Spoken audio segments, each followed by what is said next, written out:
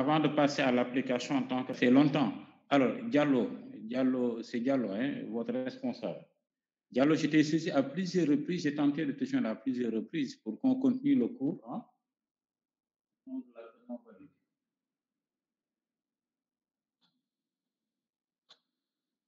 Est-ce qu'on serait eu le phénomène? Ah ouais, ok. On va faire comme le copier. Est-ce que vous m'écoutez, vous m'entendez? Où est-ce qu'on s'était arrêté? On va le voir. Ailleurs, ça va se mieux. Il y a un téléphone fii.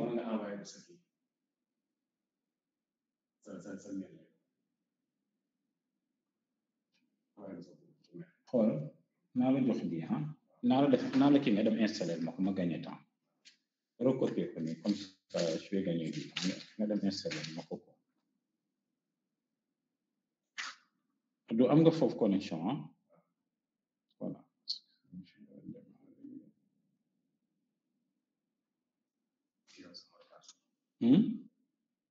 machine dafa am mot de passe sa machine ah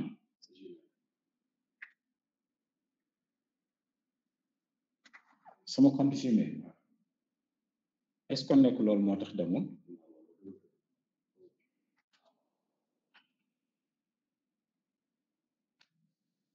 c'est nga xam naa loolu moo tax demul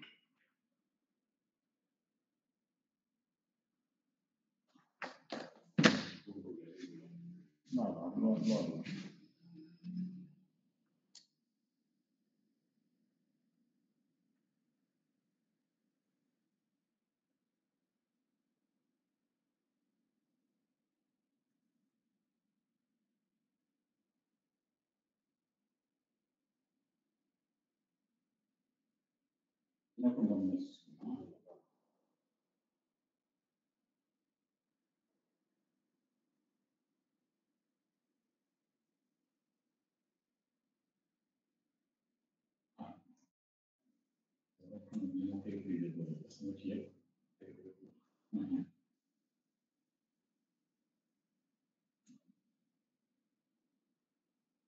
voilà c'est bon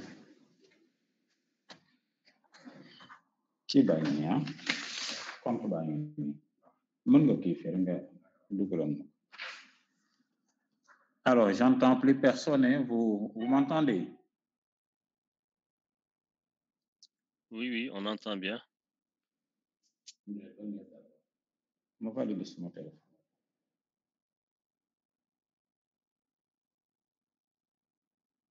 donnez-moi une minute hein? Je suis en train d'installer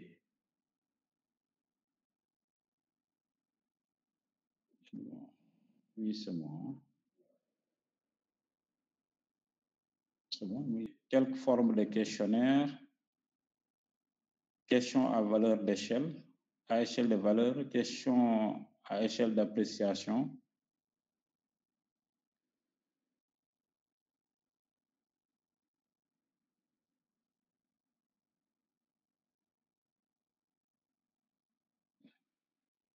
voilà question à choix multiple réponse unique parmi plusieurs réponses possibles.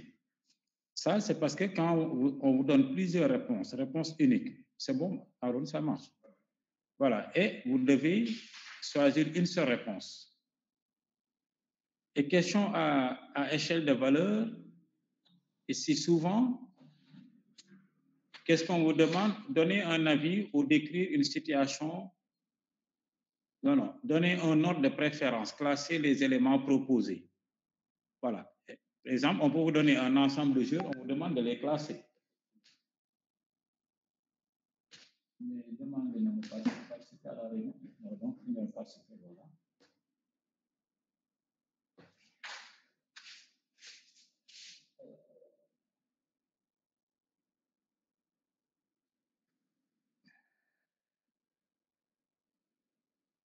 Mais je n'ai pas reçu de demande ici hein, de participation. À partir d'une liste proposée. D'accord. Bon, maintenant, moi, je vais vous demander de prendre le fichier et pour chaque cas, de donner un exemple de question. C'est pourquoi je n'ai pas mis ici les exemples. Hein. D'accord. Vous aviez le fichier. Et peut-être le cours prochain, on va corriger ça. Alors, donc, c'est fini la partie théorie du cours, comment on fait une enquête. Maintenant, si j'installe l'application, on va voir concrètement comment, à partir du logiciel Sphinx, comment on crée le questionnaire. Après avoir administré le questionnaire, comment on saisit les données et comment on fait l'exploitation statistique, c'est-à-dire calculer la moyenne, la variance, etc. Ça, on l'avait fait, calcul de moyenne, statistique de script. Est-ce qu'on l'avait fait?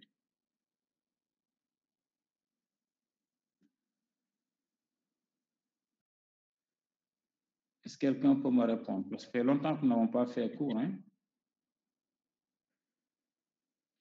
Non, on n'avait pas. C'est vrai qu'on va terminer ce cours rapidement. Je vais partager ce cours. On va voir où est-ce qu'on en était encore.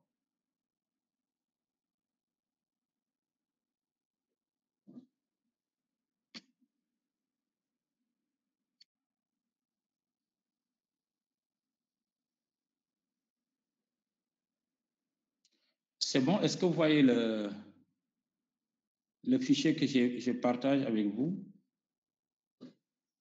Oui.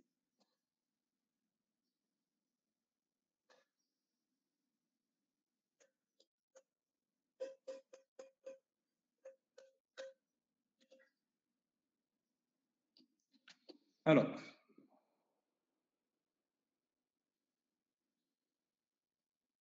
je crois que ça, on l'avait fait. L'organisation des données, on l'avait fait. Comment on organisait les données en sous forme de tableau. Ça, je me rappelle très bien, on l'avait fait.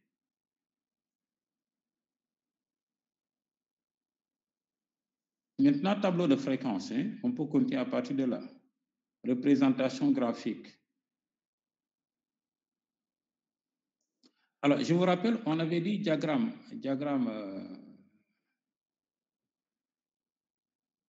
à bande, c'est quand vous avez des caractères qui sont qualitatifs. Donc, vous avez vu ici, mention au bac, on a mis passable à bien, bien, très bien. Je me rappelle très bien, on s'était arrêté à ce niveau pour dire que le diagramme à bande, les bandes que vous avez ici peuvent être collées comme on peut ne pas les coller. Il n'y a aucun problème. Là, on a mis passable. On pouvait juste après mettre à bien. Et juste après mettre bien, juste après mettre très bien. C'est juste par souci de clarté, par souci de lisibilité que c'est écarté. Maintenant, à la différence de l'histogramme, si c'est l'histogramme, regardez, le diagramme à bande, vous avez les mêmes largeurs. Si vous avez ici 1 cm pour passable, vous aurez 1 cm pour à bien, vous aurez 1 cm pour bien, vous aurez 1 cm pour très bien. Parce que la différence n'est pas au niveau, c'est la raison pour laquelle d'ailleurs on l'appelle caractère qualitatif. La différence est au niveau des effectifs. C'est la même chose si on voulait étudier des ethnies. Quand vous prenez 1 cm pour Serer, vous êtes obligé de prendre 1 cm pour Diola, 1 cm pour Wolof, 1 cm pour Bambara.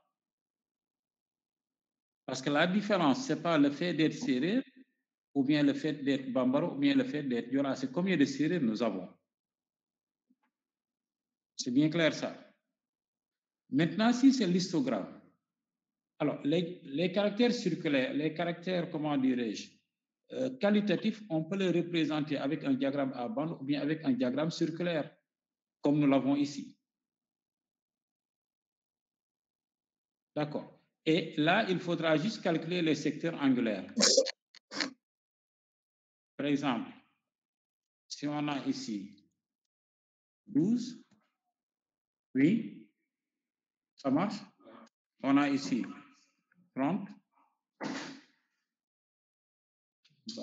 C'est bon, voilà, d'accord. Alors, pour faire le diagramme circulaire, qu'est-ce qu'on fait? Je crois qu'on peut éteindre cette machine.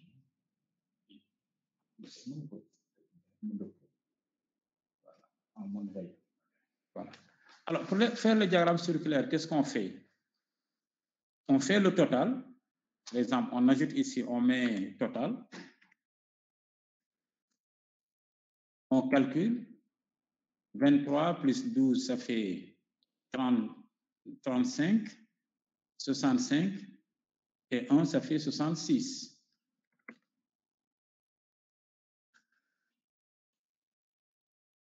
D'accord. Et qu'est-ce qu'on fait? On détermine les secteurs angulaires. Bon, faisons le carrément quand même. Insérer ligne en dessous. Voilà. Bon, ici, mettons insérer colonne à droite. Voilà. On met ici total. Le total, ça fait, bon, mettons ici 4 et mettons 14.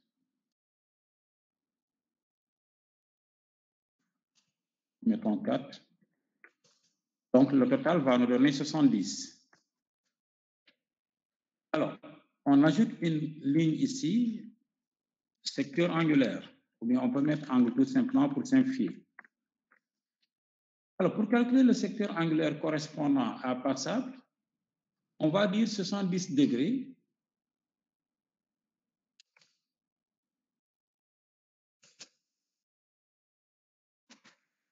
On va dire le total de 70 correspond combien? À 70, il correspond combien? 360 degrés.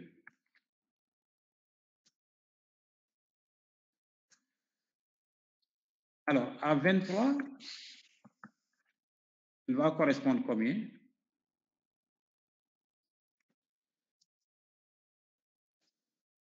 Il va correspondre X. On fait une règle de 3. Autrement dit, ça veut dire que X sera égal à quoi? 23. 23 fois 360. Voilà. 23 fois 360, c'est 70. Oui. D'accord. 69. 23. Total, 69, je pense. Hein, fois 360 sur 70. Et on a le 70 secteur sera la base. Hein? Je dis que 70 sera la base. Oui, 70, c'est le total. Et on aura le secteur angulaire correspondant ici. On fait la même chose, on aura le secteur angulaire correspondant. Il y a quelqu'un qui demande à entrer. Voilà. D'accord. Vous le faites. Ensuite, c'est ça qui permet de représenter le caractère sous forme de diagramme circulaire qu'on aura ici. Donc, on a ce secteur angulaire correspond à passable, ce secteur correspond à bien, ce secteur correspond à bien et ce secteur correspond à très bien. D'accord. Maintenant, l'histogramme. L'histogramme permet de représenter graphiquement les caractères quantitatifs contenus. Représenter graphiquement la série de l'exemple sur Sphinx, c'est ce qu'on va faire tout de suite si on a le temps. Alors, la différence, je reviens là-dessus et j'insiste. Regardez, si on veut faire l'histogramme ici, vous avez vu cet intervalle, c'est d'amplitude 5. 10, 5. Juste après 10, 15 du moins. Juste après 10, 15, on aura 15, 20. Mais vous allez voir que 15, 20, c'est 0. Donc, si on met ici 10, 15, 15, 20, c'est 0. Ça veut dire qu'il n'y a pas de rectangle ici. Et finalement, ça ne sera pas collé. 20, 25, c'est 5. 20, 25, c'est 5. Il y aura un rectangle ici. Hein? Là, 25, 45. Rien ne l'interdit. Si on a 25, 45, vous allez voir. Donc, on aura ici 25, un rectangle 25, jusque là. On aura un rectangle dont la largeur est très grande. Donc, pour dire que quand vous faites un histogramme, vous n'avez pas le choix, vous n'avez pas une marge de manœuvre. Ce n'est pas à vous de dire que je vais coller, je ne vais pas coller. Ça dépend comment dirais, de l'intervalle que vous avez. Donc ça, au moins, je crois qu'on a dépassé cette question-là. Maintenant, quand vous faites une enquête, vous avez des données. La première phase pour l'exploitation des données, c'est l'organisation des données. C'est ce qu'on avait fait ici. Organisation des données. Vous avez les données de manière disparate. Il faut les organiser en tableau de modalité. Après avoir organisé les données en tableau de modalité, vous pouvez faire des représentations graphiques sous forme de diagrammes à bande, de histogrammes, de diagrammes à bâton, etc. Après ça, maintenant, il faut calculer ce qu'on appelle les paramètres de position. Les paramètres de position tels que la moyenne, le mode, la médiane, permettent de traduire un ensemble de données en une seule. Ainsi, les 1 million de données issues d'une enquête peuvent être confondues à leur moyenne. C'est à ça que ça sert, les paramètres de position. Vous avez fait une enquête sur l'âge moyen des bacheliers du Sénégal. Vous voulez savoir quel est leur âge. En moyenne, un jeune Sénégalais, à quel âge il a le bac? Vous pouvez regarder l'ensemble des bacheliers des 10 dernières années. En moyenne, on a en moyenne 60 000 bacheliers. Les 10 dernières années, ça vous donne 6 000 données. Ça veut dire que vous aurez 6 000 données.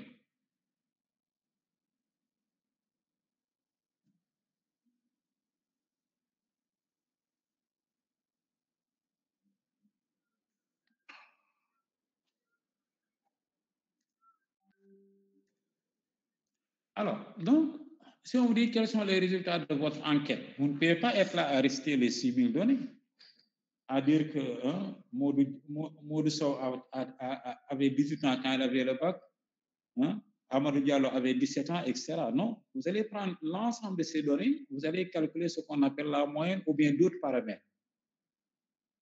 C'est pourquoi on a dit que ce sont des paramètres qui permettent de traduire un ensemble de données en une seule. Par exemple, si on prend le mode, pour ce type de caractère, si on a un caractère quantitatif discret, pour ce type de caractère, le mode correspond à la valeur de la variable pour laquelle l'effectif est le plus grand. Si on reprend notre exemple, pour l'exemple 1, le nombre d'enfants,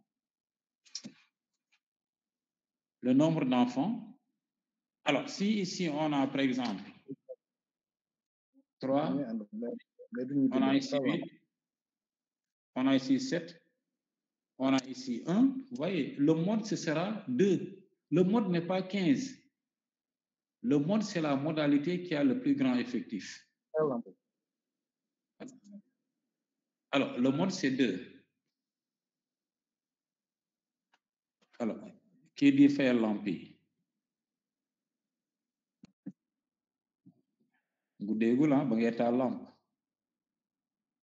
Désolé, c'est moi. Désolé. Plusieurs modes. On pouvait avoir ici des familles qui ont 3 enfants. Si on avait ici 15, vous voyez, on aurait eu 2 modes. 2 serait mode, 3 serait le mode de la série. Alors ici, on parle de, le mode, c'est au masculin, c'est pas au féminin. Si c'est la mode, ça veut dire autre chose. Caractère quantitatif continu ou discret, dans le caractère où vous avez dans le cas où vous avez des classes. La classe modale est la classe dont la fréquence par unité d'amplitude est la plus élevée. Ici, il faut faire très attention. Si vous avez des classes de même amplitude, la classe modale, c'est la classe qui a le plus grand effectif. Pour l'exemple 2, les classes 1 à la même amplitude, la classe modale est celle qui a le plus grand effectif, par conséquent 20-25. Alors ça, on l'avait déjà rempli. Hein? Voilà. Bon, ça, c'est moi qui l'ai mis directement. Ou bien c'est ça qu'on avait rempli en faisant le dépouillement. Alors, regardez, ici, on a 10, 15, 15, 20, 20, 25, 25, si on a ici 25, 30, 30, 35. Si c'est cette série, la classe modale, c'est la classe 30, 35, puisque cette classe a le plus grand effectif. Maintenant, si c'est des séries dont les classes n'ont pas la même amplitude, c'est le cas ici. On a la classe 0,10, l'amplitude 10, la classe 10, 15. Et je vous rappelle, l'amplitude d'une classe, c'est borne supérieure moins borne inférieure. Donc, l'amplitude de cette classe, c'est 15 moins 10, ça fait 5.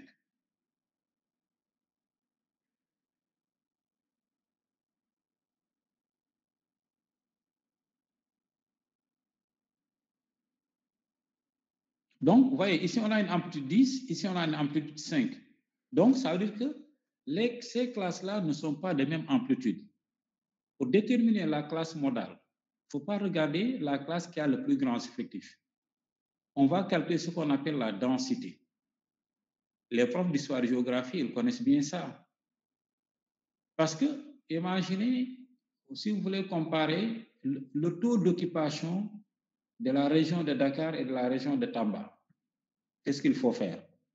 Il faut prendre le nombre d'habitants divisé par la superficie pour chaque région.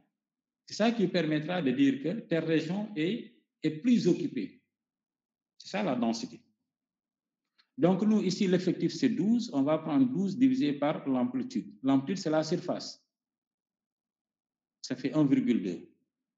On prend 10, l'effectif, la population, divisé par la superficie.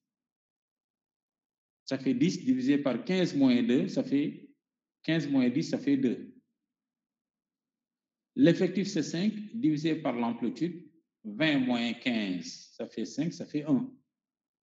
Ici, on prend 15. L'amplitude, c'est 15. 15 sur 15, ça fait 1. Donc, finalement, la classe modale, ce sera la classe 10-15. Et vous avez vu ici, la classe 10-15, ce n'est pas la classe qui a le plus grand effectif. La classe le plus grand effectif, c'est la classe 0,10. Vous suivez bien. Mais la classe modale, c'est la classe 10-15, puisque c'est cette classe c'est la classe la plus occupée. C'est l'exemple que vous faites, que vous utilisez souvent en géographie, la densité. Donc, pour connaître la région la plus occupée, on prend la population divisée par la superficie. C'est bon. La médiane maintenant. La médiane est la modalité qui partage la série en deux parties égales. Exemple, si on considère cette série 2, 3, 4, 6, 8, 10, 14. Alors, la modalité 6 partage la série en deux parties égales. Vous avez vu, ici, on a 3 modalités à gauche avant, 6, et 3 modalités après. Donc, cette série-là, la modalité 6, c'est ce qu'on appelle la médiane. Mais ça, c'est dans le cas où l'effectif total est impair. On a 7 modalités. Dans le cas où l'effectif est pair, si on prend cette série, en réalité, il n'y a pas de modalité qui partage la série en deux parties égales. Si vous prenez 7, vous avez 5 données avant 7 et vous avez 6 données après 7. Vous prenez 8 également, vous aurez 5 données avant 8 et vous aurez 6 données avant 8 et 5 données après 8. Donc, il n'y a pas de modalité. Alors, qu'est-ce qu'on fait habituellement? C'est qu'on dit tout nombre qui est compris entre 7 et 8 peut être pris comme modalité. Et en particulier, on prend le milieu de cette classe-là. Donc, on prend 7 plus 8, ça fait 15, divisé par 2, ça fait 7,50. Et on dit que la modalité de cette série, c'est 7,5. Mais vous voyez, en réalité, c'est nous qui avons créé cette valeur. Si c'était des notes, aucun élève n'a 7,5. Aucun élève n'a 7,5. Mais c'est parce que ça n'existe pas et on en a besoin qu'on en crée. C'est bien clair. Donc, je reprends. Dans le cas d'une série dont l'effectif total est impair, il n'y a aucun souci. Il y a une modalité qui classe la série en 2 parties égales. Ici, si vous comptez, on a 1, 2, 3, 4, 5, 6, 7. On a 7 données. Donc, il n'y a aucun souci.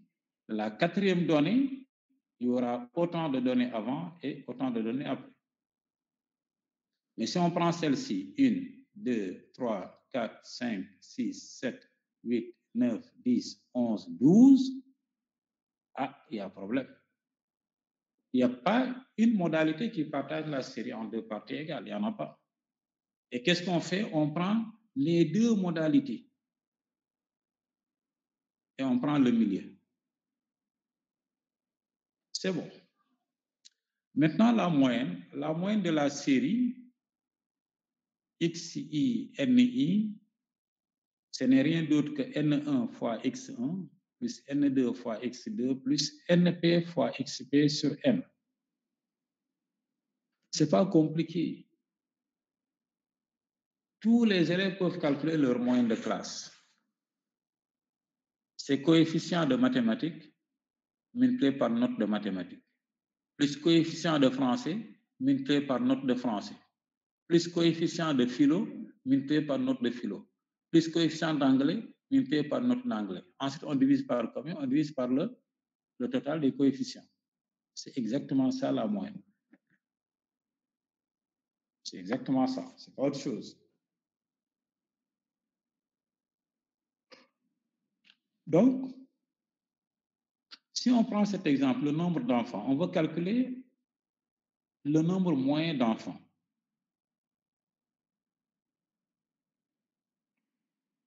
Zéro enfant, il y a 8 foyers qui ont 0 enfant. Donc, on calcule, on prend N1, ça c'est N1 fois X1. 8 fois 0, ça fait 0. Il y a 4 foyers qui ont un enfant, on prend 4 fois 1, ça fait 4. 16 foyers qui ont 2 enfants, ça fait 32. 16 fois 2, ça fait 32, ainsi de suite. Et on va faire le total des NI, ça fait 50. On additionne ici le total, on additionne ici les nombres que nous avons ici, ça fait 126. Et la moyenne n'est rien d'autre que 126 divisé par 50. Donc, on a 2,52 enfants par foyer. C'est ça la moyenne. Maintenant, peut-être on peut se dire, mais 2,5 enfants, qu'est-ce que ça veut dire? Qu'est-ce que ça veut dire? Mais quand on fait une étude... Ça veut dire 3. Hein? Ça veut dire 3. C'est pas 3, hein? 2,5 enfants, c'est pas 3 enfants. C'est pas 3 enfants. C'est 2 alors? C'est pas 2. C'est 2 enfants et une moitié d'enfants. Ah, moitié d'enfants, est-ce que, à moins que ce soit un peu ou bien un diola? Oui, c'est pourquoi j'ai arrondi après. Non, c'est pourquoi j'ai arrondi après. Voilà, donc, alors, si on peut avoir chez les Pauls, c'est possible. Alors, c'est serré. Ah, non. Mais c'est un Paul c'est Diallo qui le dit. Peut-être c'est un nombre créé. Alors, c'est votre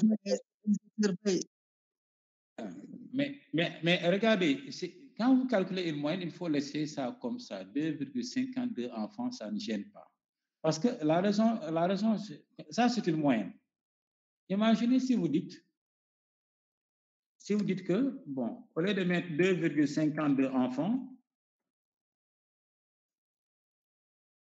2,52, on dit, bon, c'est à peu près, on arrondit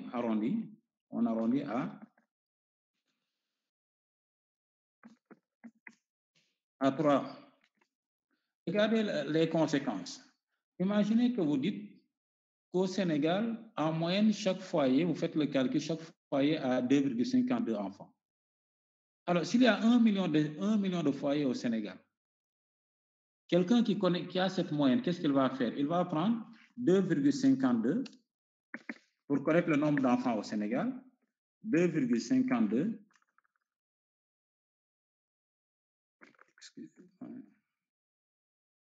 multiplié par 1 million.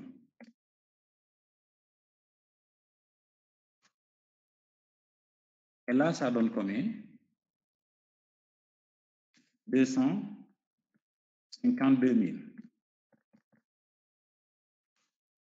Alors, vous arrondissez, vous prenez 3, parce que le résultat que la vie, c'est en moyenne au Sénégal, il y a 3 enfants par foyer.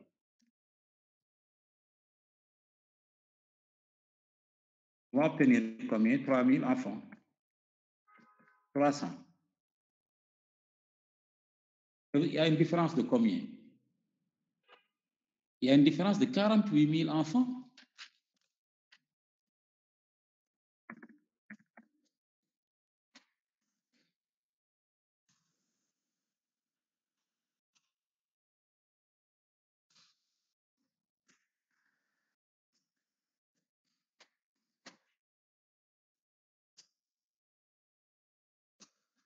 Alors, est-ce que c'est négligeable? Une différence de 48 000 enfants, je vous pose la question.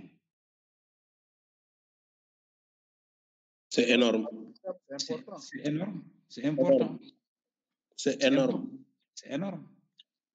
Imaginez si on avait, voilà, si on avait 2 millions de foyers. Donc, pour ces valeurs, il ne faut jamais arrondir. Ça peut gêner 2,5 enfants par foyer, mais il faut savoir, ça c'est une moyenne. Parce que pour connaître le nombre d'enfants... La moyenne, c'est une probabilité. La moyenne, c'est une probabilité peut-être. Bon, ce n'est pas une probabilité ici. Le problème, c'est que ça ne gêne pas de dire 2,52 enfants par foyer. Parce que ce n'est pas cette valeur qui vous intéresse. Vous, ce qui vous intéresse, c'est le nombre d'enfants. Ça veut dire que vous allez dans tel quartier, il y a tant de foyers, vous multipliez par le nombre. Maintenant, vous pouvez arrondir. Par exemple, si vous prenez, s'il n'y a que 3 foyers qui vous concernent, ça veut dire qu'on arrondit après résultat. Vous prenez 1,52 multiplié par 3 égale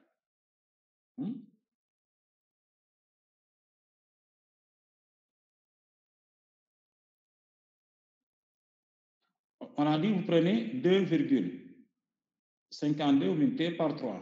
Voilà, là ça fait 7,56 enfants. Alors ça c'est un résultat final. Le résultat final, vous pouvez l'arrondir maintenant en disant c'est 8 enfants. Mais le résultat intermédiaire, il ne faut jamais l'arrondir. Regardez ça, si vous l'avez arrondi, qu'est-ce que vous allez faire? Vous allez prendre 3, puisque c'est 3, vous allez dire 2,52, c'est 3 enfants, je le multiplie par 3, ça fait 9. Vous voyez l'erreur que vous commettez. Donc, on arrondit après avoir terminé tous les calculs. Ces moyennes, il faut toujours les laisser comme ça. Maintenant, quand vous avez une série qui est répartie sous forme de classe, pour cette série, comment on fait pour calculer la moyenne? On ne peut pas procéder de la même manière que tout à l'heure. On ne peut pas prendre 12 multiplié par l'intervalle. Ce n'est pas possible, ça n'a pas de sens. Alors, qu'est-ce qu'on fait? On calcule d'abord le centre des intervalles. Et pour calculer le centre, on prend borne inférieure plus borne supérieure divisé par 2. Donc, on calcule d'abord le centre, 10 plus 15. Donc, ici, c'est 10 plus 15. Hein? Alors, 10 plus 15, ça fait 25, divisé par 2, ça fait 12,5. On prend 15 fois plus 20, ça fait 35, divisé par 2, ça fait 17,50. 20 plus 25, divisé par 2, ça en donne cette valeur. Maintenant, ce sont ces valeurs-là qu'on va utiliser pour calculer la moyenne. On va prendre 12 multiplié par 12,5. Cette valeur. Comment on l'obtient? On prend 12 multiplié par 12,5. Et c'est ça qui donne 150. Là également, on prend cette valeur 16 multiplié par 17,5. Et c'est ça qui donne cette valeur. Ensuite, on fait comme tout à l'heure, on fait le total de tous ces nombres qu'on a ici. On a 1270 et le total des effectifs, ça fait 60. Donc, finalement, on va obtenir X bar, la moyenne, c'est 1270 hein, divisé par 60 et c'est ça qui donne 21,17. Alors ça, c'est l'exemple que j'ai juste traité tout à l'heure hein, pour vous dire que si vous arrondissez, après civilité, vous allez commettre des erreurs.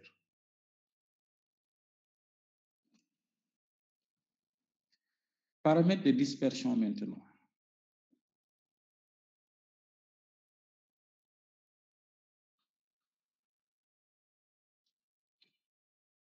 Les paramètres de dispersion tels que la variance, l'écart type, l'écart moyen permettent de mesurer la répartition des données autour des paramètres de position. Un paramètre de position est d'autant plus bon que les données sont concentrées autour de lui. Par conséquent, les paramètres de dispersion sont petits. Alors, ça, c'est très important.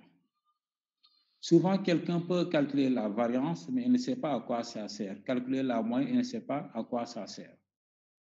Regardez ici, deux enquêtes A et B faites sur le même caractère d'une même population ont donné les résultats suivants.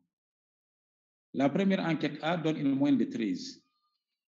La deuxième enquête donne une moyenne de 12. Ici avec une variance de 0,5, ici avec une variance de 2. On peut se demander, puisque ces deux enquêtes qui ont été faites par deux personnes différentes, hein, quelle est la meilleure? Donc, une moyenne, souvent on a la tendance, chaque fois quand on a des données, quand on fait une enquête, on calcule la moyenne. Mais des fois, la moyenne n'a pas de sens. La moyenne n'a pas de sens. Regardez. Si vous avez deux candidats, un candidat A avec une moyenne de 12, variance, bien écart type,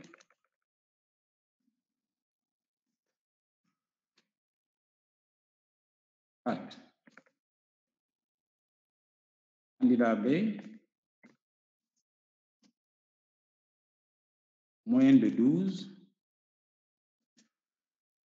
écart type 0,5.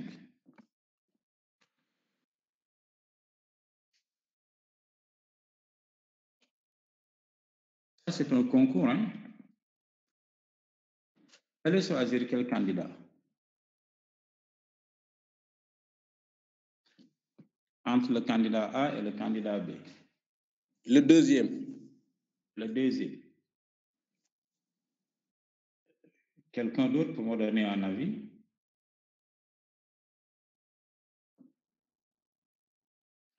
Bon, pour gagner du temps, on choisit le deuxième.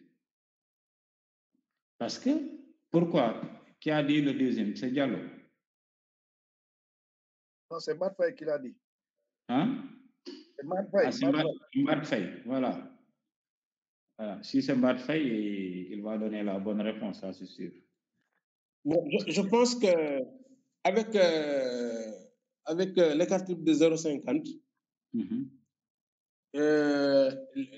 les notes sont moins dispersées qu'avec l'écart type de 4. Parce que d'après ce que j'ai pu comprendre par l'écart type, les notes sont d'autant moins dispersées que ça se rapproche de 0 ou de 1.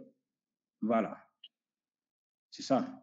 Ça veut dire que l'écart type, c'est à ça que ça sert. Ça veut dire que le candidat B, il a 12, mais si on regarde la dispersion de ces notes, c'est plus ou moins 0,5. Peut-être il a 11,50 et 12,50.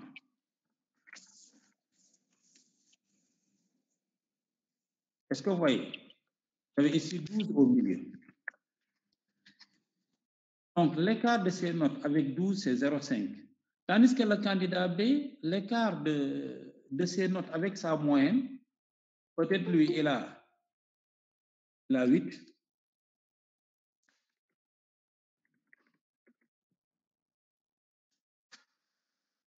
Il a 8 et 16.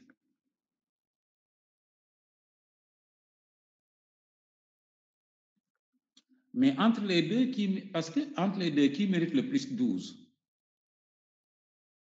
Lui, il a 8 et 16. On fait sa moyenne. C'est le deuxième. Hein? C'est le deuxième. Voilà, le c'est le deuxième qui est plus deuxième. constant. Voilà, c'est le deuxième qui mérite le plus 12. Moi, l'exemple que je donne, imaginez, vous avez un élève, il a 2 et 18. Un autre élève, sa moyenne, ça fait 10 dans ce cas-là. Un autre, il a 9 et 11.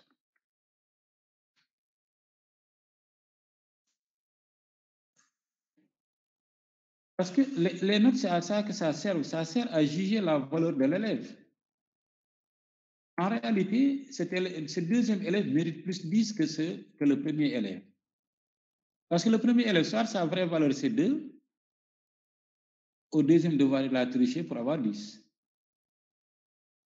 Ou bien sa vraie valeur, peut-être qu'au premier devoir, c'était un accident, il a 2, mais sa vraie valeur, c'est 18. Dans tous les cas, sa vraie valeur n'est pas 10. Soit c'est 2, c'est 18. Et on dit que c'est 10. Regardez l'erreur qu'on commet. On commet une erreur de 8 points. Pour cet élève, sa vraie valeur, c'est 9. On dit que c'est 10, mais c'est moins grave. C'est une erreur d'1 point. Sa vraie valeur, c'est 11. On dit que c'est 10. L'erreur, c'est moins grave. Donc, les paramètres de dispersion servent à ça. Ils servent du moins à juger la pertinence d'un paramètre de position.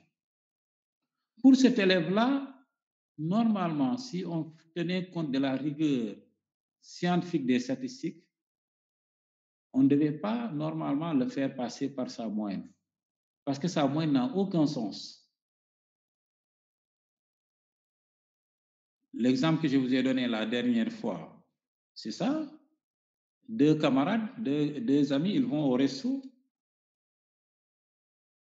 On leur présente un poulet d'1 kilo, l'un le mange et laisse l'autre. On fait la moyenne, on dira que chacun a pris la moitié. Ça, ce n'est pas une bonne moyenne. En tout cas, pour moi, ce n'est pas une bonne moyenne. S'il prend 400 grammes, si je prends 400, lui 600 grammes, je préfère cette moyenne. Ou bien même 10 grammes, parce qu'au moins j'ai mangé quelque chose. D'accord. Maintenant, pour la formule de la variance de la série XI, NI, ce n'est rien d'autre que 1 sur N. Ne vous affolez pas. On va voir tout à l'heure, le calcul n'est pas du tout compliqué. Somme de I allant de 1 à N, de NI XI au carré moins X bar au carré. Aucun problème. Qu'est-ce qu'on fait? On prend N1 fois X1 au carré, plus N2 fois X2 au carré, jusqu'à épuiser tous les termes. On divise par le nombre de termes, on calcule tout ça, on prend le carré de la moyenne. Un exemple très simple. Si on a cette série, 0, 1, 2, 3, on a ici les NI, 8, 4, 6, etc. Alors, qu'est-ce qu'on fait? On calcule d'abord XI au carré. C'est la série que nous avions tout à l'heure. Hein? C'est cette série-là. Donc, on calcule XI au carré. 0, X, il ne faut pas confondre maintenant XI et NI. XI est là. 0 fois 0, ça fait 0. 1 au carré, ça fait 1. 2 au carré, ça fait 4. 3 au carré, ça fait 9. 4 au carré, ça fait 16. 5 au carré, 25. 6 au carré, ça fait 36. Après, qu'est-ce qu'on fait? N1, 8 fois 0. N1 fois XI, 1 au carré, 8 fois 0, ça fait 0. 4 fois 1, ça fait 4. 16 fois 4, ça fait 64. 10 fois 9, ça fait 90, ainsi de suite. C'est pourquoi je voulais... La ligne 3, on a ici la première ligne, la ligne 2. Comment on a fait pour obtenir la ligne 3? C'est la ligne 1 fois la ligne 1. 0 fois 0, 1 fois 1, 2 fois 2. Alors, la ligne 4, comment on a fait? On a pris la ligne 2 qu'on a multiplié par la ligne 3. Ligne 2 multiplié par la ligne 3. Ligne 2, elle est là, les valeurs multipliées par la ligne 3. Bien sûr, en restant dans les mêmes colonnes. Donc, en faisant le total de ces nombres, on obtient 46. Maintenant, qu'est-ce qu'on fait? On prend 46 divisé par 50, le total, moins, ça on l'avait calculé, c'est ça, x bar, 2,52 au carré. Et on obtient 2,97. D'accord. L'écart, parce que la variance, souvent, il n'y a que les francophones qui l'utilisent maintenant, mais les anglophones n'utilisent pas la variance. Parce que, qu'est-ce qu'on a fait ici? Regardez, c'est des enfants. La variance, ça s'exprime ici, parce qu'on a pris le nombre d'enfants au carré. Donc, on a 2,97 enfants au carré. Tout est élevé au carré. Regardez la formule. Tout est élevé au carré. Donc, le résultat sera des enfants au carré. Ça n'a pas de sens. C'est la raison pour laquelle on a créé l'écart type, qui n'est rien d'autre que la racine carrée de la variance. Donc, avec l'écart type maintenant, on va prendre la racine carrée de 2,97, ça donne 1,111. La racine carrée de enfant au carré, ça donne enfant. Donc, l'écart type s'exprime dans la même unité que les données. Donc, on aura 1,111 enfants. C'est ça l'écart type. Mais comment on peut interpréter ça? Ça veut dire que dans cette population, la moyenne, le nombre moyen d'enfants,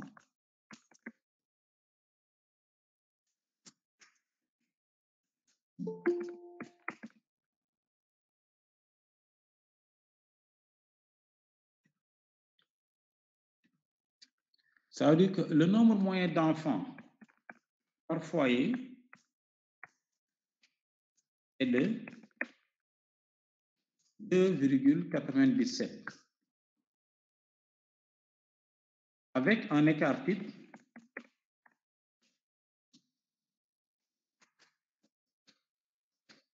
de 1,71.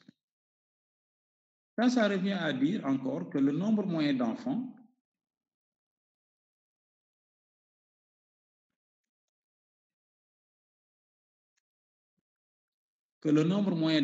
par foyer est plus ou moins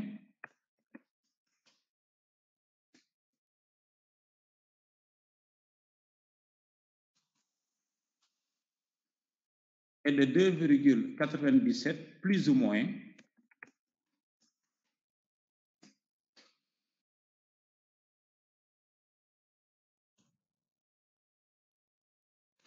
1,71 enfants. Ça veut dire que quand vous prendrez un foyer quelconque, en disant que le nombre moyen c'est 2,97, vous faites une erreur, soit c'est 1,71 moyen de moins, 1,71 enfants de moins, ou bien 1,71 enfants de plus. C'est la marge d'erreur que vous commettez en faisant cette estimation. Et une estimation en mathématiques, une estimation scientifique n'a de sens, n'a de valeur que quand on donne la marge d'erreur. Parce que quand on fait une estimation, c'est parce qu'on n'a pas la valeur exacte. Maintenant, quand vous avez une donnée pour laquelle vous n'avez pas la valeur exacte, vous êtes obligé de donner la marge d'erreur.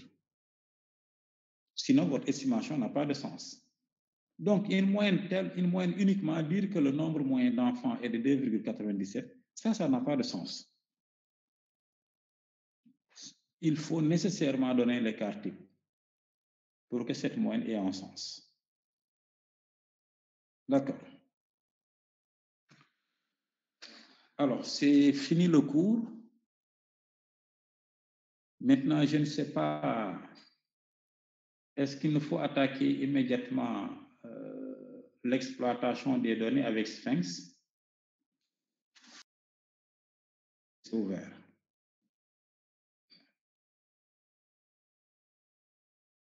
Voilà. Vérifiez tout ça et je vous l'enverrai.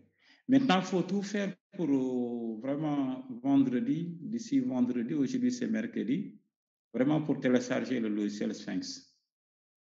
Je sais qu'avec les MacBooks, souvent, ce n'est pas évident, mais avec les autres ordinateurs, ça ne pose pas de problème. Voilà, donc on peut s'arrêter. Voilà, donc on peut faire ça. Et je précise ça dans le groupe pour ceux qui n'étaient pas présents. Alors, avant que je n'oublie, le vendredi, cette séance, la présence, elle est obligatoire. Si vous n'assistez pas, vraiment, vous ne pourrez pas rendre le travail que je vais vous demander, mais difficilement. Il faut bien essayer. Moi, je préfère, et ce n'est pas mieux même de le faire lundi, pour permettre aux gens de télécharger, de prendre toutes les dispositions. D'accord, aucun problème. Déjà bien, le lundi, c'est bien. Hein? Non, le vendredi, c'est bon. Le lundi, c'est bon, monsieur qui. Non, parce que le lundi, je crains d'ici vendredi que vous ne puissiez pas informer tout le monde. Ce qui m'était arrivé l'année dernière, j'étais obligé de refaire le cours à plusieurs reprises. Prenez une date où vous aurez le temps de télécharger le logiciel, où vraiment le maximum d'auditeurs seront là. Oui, mais oui, lundi c'est bon. Ça pourra permettre de ratisser large. Voilà, exactement. Parce qu'après, moi, le travail que vous allez rendre va... je vais demander tout simplement d'imaginer une enquête. Si vous pouvez faire une enquête, vous le faites. Ou bien vous-même, vous pouvez imaginer une enquête, faire le questionnaire, imaginer les réponses et les mettre dans le logiciel. Donc, ce sera une enquête complètement, vraiment une enquête de bout en bout que vous allez faire. Et si vous ne maîtrisez pas le logiciel, vous ne pourrez pas le faire. Lundi à 16h. Voilà, donc lundi. Donc, on se fixe rendez-vous lundi. Bonsoir. Bonsoir. Voilà. L'heure n'est pas encore définie. Hein? L'heure n'est pas encore définie. Ou bien le dimanche soir, s'il y a des gens qui ont des contraintes. Nous, on revient de week-end. Mes parents chrétiens vont dire qu'ils vont aller à la messe. Non, non, on ne va pas à la messe le dimanche. Le dimanche. La messe, c'est dimanche matin. Oui, mais le soir. Lundi soir, ça vous convient, hein? Lundi soir, c'est bon. Lundi soir, c'est bon. Lundi à 16h. D'accord. Voilà, donc, rendez-vous est pris lundi soir. Diallo? Ce n'est pas le cas de Diallo et de Amadiba. Diallo? Professeur, vous pouvez proposer quelque chose, s'il vous plaît? Est-ce que vous avez envoyé le logiciel pour installation? Non, je vais vous envoyer le lien, pas le logiciel. Je n'ai pas le logiciel. Hein. Je vais vous envoyer le lien qui vous permettra de le télécharger. Ah, d'accord, d'accord. Okay. Allô, Diallo? Bon. Diallo? Oui. Est-ce que vous pouvez vous donner le compte rendu? Le compte rendu, on garde un peu la ligne? Oui, docteur Diouf, ne nous coupez pas, s'il vous plaît. Nous allons continuer pour une réunion de quelques minutes, s'il vous plaît. Donc, d'accord, je suspends ma question. C'était sur l'interprétation de la variance.